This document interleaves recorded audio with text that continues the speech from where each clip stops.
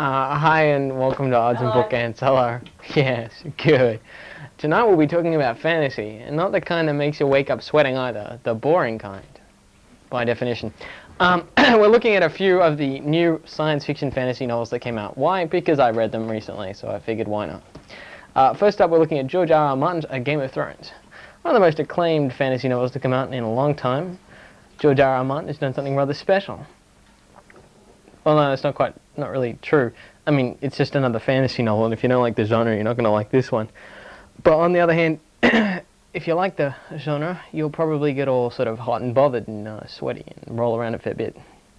Because, frankly, it's one of those sort of well-paced, basically thriller-type plot. You don't know what's going to happen. It goes on and on because it's a fat-looking book. It's a fat book. Big fat book.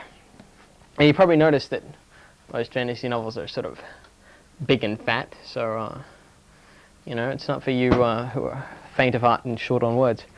Sorry, I seem to be getting a little lost. The other book we're looking at today is Melanie Rawn's The Ruins of Ambri, which both of these are series, and anyone who's familiar with the genre will remember that most of these books are typically series.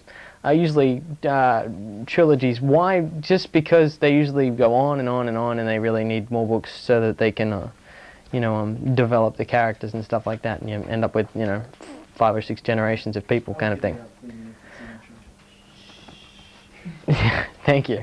And anyway, what are the two differences between the books? Well, for a novice, I'd say there's no difference. You'd probably be better off going with Game of Thrones because it reads pretty much like any other normal sort of fiction book. Melanie Rawn has done something pretty actually special when you think about it.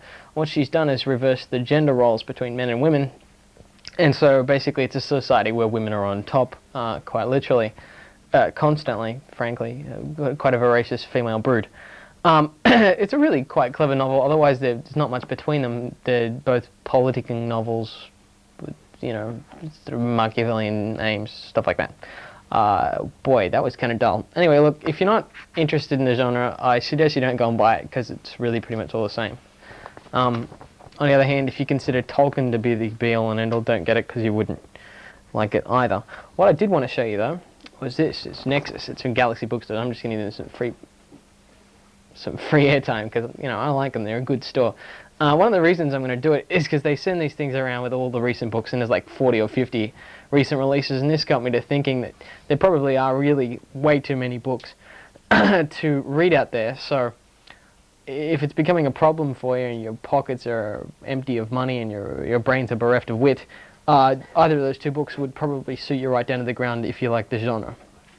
So instead of going out and looking on the shelves, just buy one of those two. Alright, I did actually want to mention something to people who might understand out there. There's a book out now called Legends, edited by Robert Silverberg, which has got a bunch of writers who normally do series-type work, and they've all got little stories from their own worlds that they've created.